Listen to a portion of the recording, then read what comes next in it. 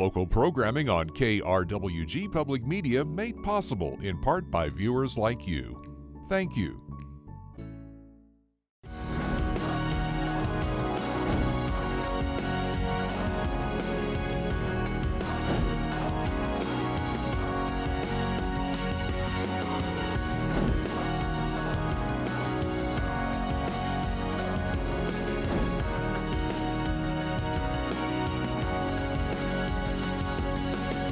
Welcome to Fronteras, a changing America. I'm Jonny Coker.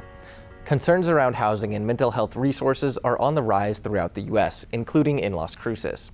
With the help of volunteers in the surrounding community, the Mesilla Valley Community of Hope exists as a spot to help unhoused individuals get connected to the help that they need. I have more in this report. The sounds of construction enveloped the Mesilla Valley Community of Hope campus as volunteers worked to erect structures that aim to protect Camp Hope residents from the harsh elements that transpire while living in the desert. Camp Hope is a transitional living community where individuals live in tents, with access to running water and cooking facilities. Resident Patricia Taylor said that she's working to reestablish herself into a stable housing situation within Las Cruces, but in the meantime, the three-sided structures help her stay comfortable. The tents are nice, but when it rains, you feel very closed in and cold and the wind blows. These shelters are really, really good, and we got so many volunteers here. I can't thank them all enough. Not only does Camp Hope provide shelter and other necessities, but it's also situated in a way to get residents access to health and social services that will aid them in progressing towards permanent housing and employment. Patricia said that when she lost her home, she was in a state of despair. She had no safety net to catch her when she was displaced and said without Camp Hope, she'd be sleeping on the street. I hadn't been working. My father had been in ill health. I took care of him. I took care of my mother. And so I became homeless when she died. I was seriously considering jumping off an overpass because all I could think of was I'm going to be sleeping out in alleyways. This is going to be terrible. But I found the Community Hope. They took me in. I got a tent. I got a shelter. We eat right over there at El Cadito. It's a lifesaver. According to the U.S. Department of Agriculture, New Mexico ranks third amongst all states when it comes to individuals living in poverty. This, combined with the rising cost of living, has made it more difficult for individuals like Patricia to attain stable housing. Camp Hope has now erected 40 of these three-sided structures. They're a way for residents to stay off the ground and also just to be protected from the elements in some capacity.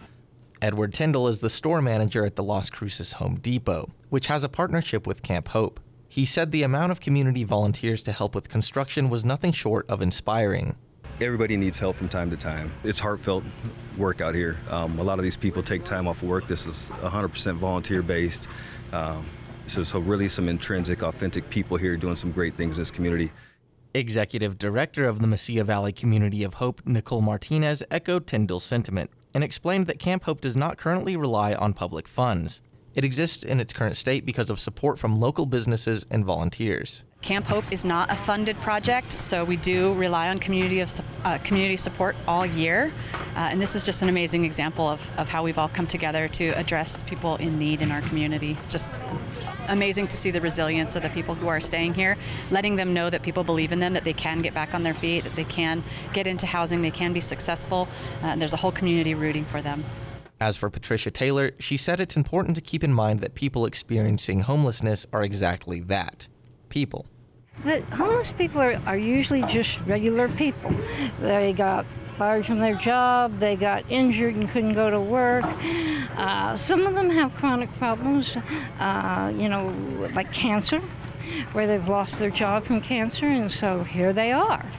With the additional buildings, Camp Hope has now surpassed its initial goal of constructing 35 of the three-sided structures, and according to Martinez, will aid in the Community of Hope's mission to help individuals in their time of need. And now joining me today is the Executive Director of the Mesilla Valley Community of Hope, Nicole Martinez. Nicole, it's a pleasure to have you with us today. Thanks for asking me to be here. Totally. So essentially, can you give me the mission statement of the Community of Hope and what it is that you're doing down there?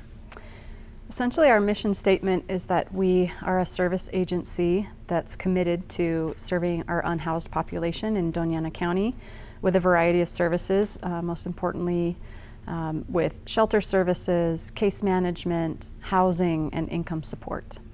And talking about shelter services, one of the bigger things, at least that people talk about, is Camp Hope and everything that surrounds it. Can you tell me a little bit about Camp Hope and what that mission is for that section of the Community of Hope? Sure. Community of Hope proper has been operating since the 90s, but in 2011 we decided that one of the things that our community had a gap in was our unsheltered population. And so we thought that we would try to address that, so we evolved our mission and service provision to include having up to 50 people who are unhoused sleeping in our backyard. We felt like being able to provide a safe space for people that was tied to a nonprofit that had infrastructure, things like bathrooms and laundry, showers, trash pickup, and then also having that connection to housing was a perfect recipe for us to add that as one of our service provisions. So as I said, having up to 50 people at the camp, it is operated by the Mesilla Valley Community of Hope as one of our programs. During the day, we have staff who is working with people coming in seeking that service, and they do an intake, and from there they are then directed toward whatever housing option might be available to them, whether it's self-resolution and they just needed a little bit of time to save up to get into a unit, or it might be that they're waiting to get into a program that they might be eligible for where they might have longer term assistance. But they're able to access all of those things within a stone's throw. Not only the services and the housing at the Community of Hope, but they can also access any programs from our agency partners at the Community of Hope. So we have strong partnerships with Casa de Peregrinos, Jardín de los Niños, Amador Health Center, El Caldito Soup Kitchen. Our partners at FYI Plus are very close to the campus. We're making sure that those who are staying with us have a housing plan, have an income plan, and that they have a safe place to sleep every night. And tell me about those partnerships. How important is it to have those auxiliary services, like you say, within a stone's throw in order to help individuals who may have gotten in this position in the first place? How important is it in terms of helping someone get on their feet? I think it's a really great model. It's literally the warmest handoff you can have. So you're not telling a client who's there seeking services needing maybe substance use recovery or mental health appointment. We don't have to say, well, you catch this bus and go here. No, we do for some of our partner organizations. So we try to make that as helpful as we can. But having agencies all interconnected right on the campus is really valuable, not only for the clients, it's also valuable for the staff so that we can, staff cases, as well as, that's less people who are unhoused that are walking through, our community trying to find where they need to go to access those services. So we feel like having that partnership has been really advantageous. Also, we as directors meet monthly to talk about the services that we're providing, special cases, clients, events, things that are happening, future growth of the campus of the Mesilla Valley Community of Hope. Especially when you think back to Camp Hope and how are we going to organize that, it really needed the buy-in of our partners, and they said, yes, we have people sleeping on this campus anyway. How about we formalize it and we organize it and we all wrap the clients up in all of our services. And tell me about the formalization of Camp Hope. What are the rules and restrictions around individuals, living in that area, and how? Yeah, what are the essentially the house rules, and what does the journey of someone look like? What is the average? And I know that this can vary widely, but how long do people stay there generally? Sure. So when we started implementing Camp Hope, our first step was to talk to City Council and city staff, because we are located on city property. We have a city lease agreement. It was a new program, and while I referred to there being staff involved in Camp Hope, that's Monday through Friday, 8 to 5. So after hours, the residents themselves are taking care of Camp Hope. So we really wanted to make sure that we were giving them the tools that they needed to successfully operate and manage an emergency outdoor shelter with 49 other people experiencing crises. So we started to have weekly conversations with them. We've continued having those conversations. They were originated by Randy Harris, who would help sort of moderate staff and clients, what needs they had. what kinds of rules we should implement. So there was a heavy balance there between what staff felt like were best practices in terms of agreements and policies, and then client or stakeholder input. They're the ones that have experienced the trauma. They're the ones that have to navigate nightly how to make something like that work. So obviously their input was wildly important in making those policies and procedures. We have several, there are a lot of rules through City of Las Cruces that we had to comply with. We had to get the area planned and zoned to accept having an overnight camp. And we've just continued to work with our city partners to make sure that the rules are appropriate for city property and for our organization. And we weren't designed to operate that, but because it has been so successful, I've been committed as a director to continue that. Camp Hope, I became the director 2 weeks after we started Camp Hope. I had already been at Community of Hope for 6 years as the housing programs manager, and immediately saw a huge benefit of people getting resources quickly, being in our backyard, getting into housing quickly, getting income benefits quicker than when we were out searching for where they might be in their next appointment, and way fewer reports of sexual assault with women. So we just saw a lot of obvious benefits to operating Camp Hope. I see. And you talk about that community buy-in. How supported do you feel by the community? Actually specifically by the city of Las Cruces. How supported do you feel by the city? Do you feel like there's enough buy-in from that angle? I think in the beginning we were all a bit nervous, and we had a lot of questions about how long should somebody stay, and those timelines have differed as housing has become more and more inaccessible. But we definitely had support from our council. They gave us a 3-month trial run, and because for other reasons that I said it was beneficial, we were able to continue to operate Camp Hope. The City Council has continued to support having Camp Hope. We've worked closely with our law enforcement partners, our codes partners, and city staff who's required to help us with some of the urban planning or changes that we might want to do there. So it was a lot of work to make sure that we came into compliance, and so I think that helped the city to support our endeavors. I also think our community in general, people felt like it made sense that Community of Hope would take on the endeavor of Camp Hope to try to keep people in our backyard in a safe place, instead of as many people downtown or who might have to trespass on a nightly basis, or somebody who couldn't stay at another shelter because they have an animal. So we have felt supported by the City of Las Cruces. I think we've had to gain that trust. We have to meet with them often. Working on things like maintenance of Community of Hope, our lease agreement, and service provisions. But we've also had a lot of funding from the City of Las Cruces to help us to expand our programs, not necessarily with Camp Hope, but with our Mano y Mano day labor program, or our program that houses people through tenant-based rental assistance.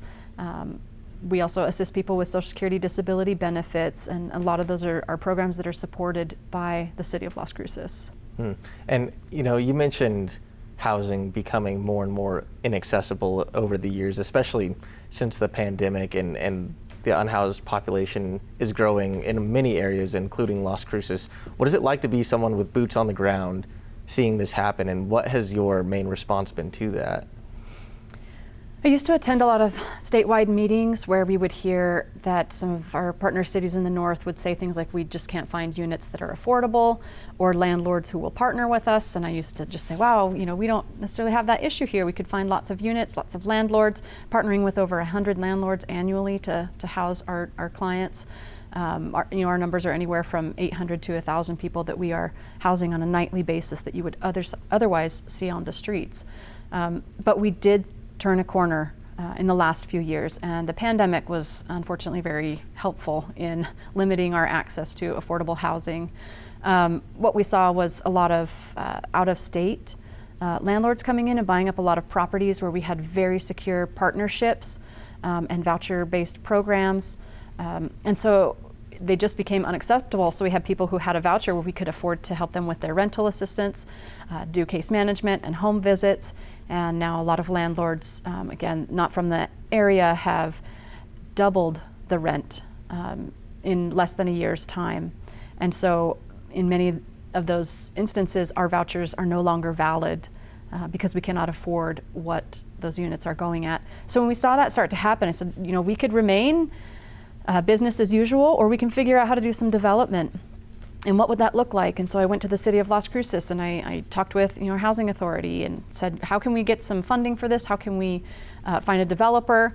We would do the service provision. We would make sure that we are bringing clients who are unhoused and figure out how to do this. And so we've really tried to make efforts in that, in assisting with development of new housing ideas in our own community, because we have to have solutions and we have to look at best practices, and that's certainly what we have been doing. We've been really fortunate that the city has listened to us, and not only our own programs, of course we are interested in ending homelessness and having programs wrapped around that, but we also need all kinds of housing in terms of affordable housing or student housing or senior housing. I know the city of Las Cruces has really in the last few years prioritized those efforts.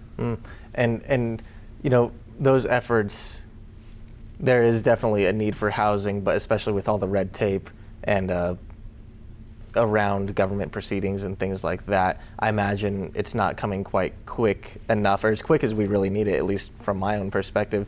So what's your appeal to individuals who say that, there's a lot of individuals that say, they just want to get the homeless people out of the community and kind of out of sight and not help them. What's your response to that? You can't have it both ways. You can't want to not see homeless people and not then approve housing or be supportive of housing people.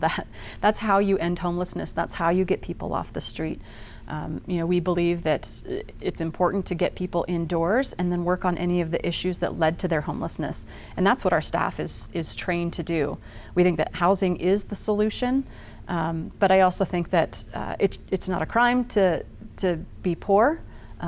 And while we may not want to see people experiencing poverty, that there's oftentimes this conflation that anybody who is unhoused might be a criminal, which is false, and it's not appropriate to generalize that as a full population.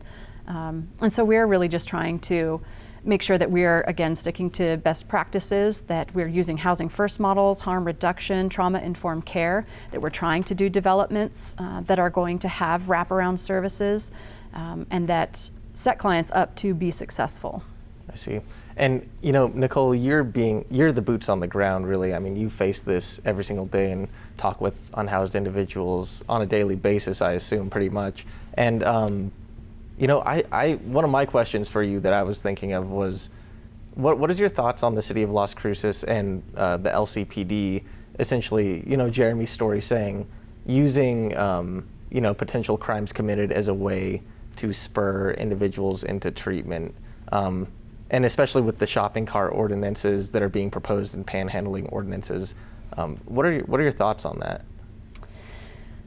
I think that treatment should be something that is offered to people that we are serving.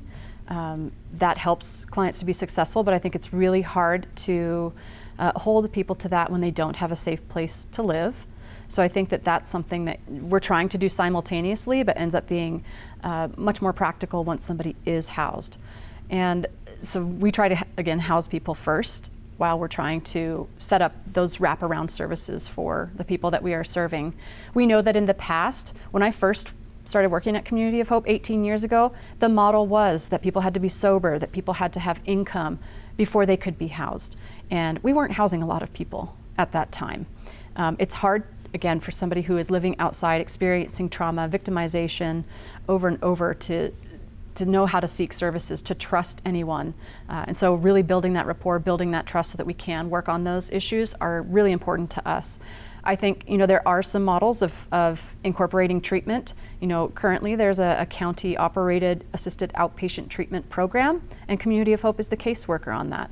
So what that means is if somebody is repeatedly going to emergency services, that if they are experiencing homelessness, that likely they are going to need some housing while they're trying to get treatment. Now there's no jail time or anything like that if they don't follow through. It's just the idea that here's here's how we're going to say that this treatment plan is going to go, and you really need access to housing and somebody helping you do that. And we've been able to be successful in that partnership for several years now. I'm not advocating for solely treatment-based housing. Again, I have not seen that work overall, but I think that we do have room for different types of models for housing, especially right now when we have so many people that are unhoused and displaced, but that we should stick to the programs that we know work and ones that we know are supported by funding sources. And so in your mind, what are the biggest obstacles in terms of getting people that need the help essentially? Well, I think that we have some gaps in our community in terms of the mental health resources, stabilization for substance use recovery, things like that. We definitely have partners who are working on those issues and have been really successful with a lot of the clients that we're serving. We just wish that they had more funding, and that they had more support in the services that they were providing. We'd love to see a lot of those programs bolstered in our community so that we had a lot more options for those that we're serving.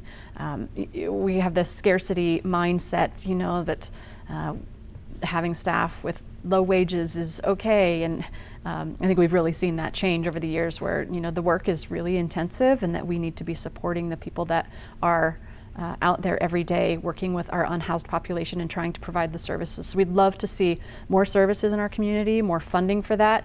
I'll be the first to say that it's tough too. Community of Hope is Monday through Friday, so that's another gap. Just not having enough services that are constantly available.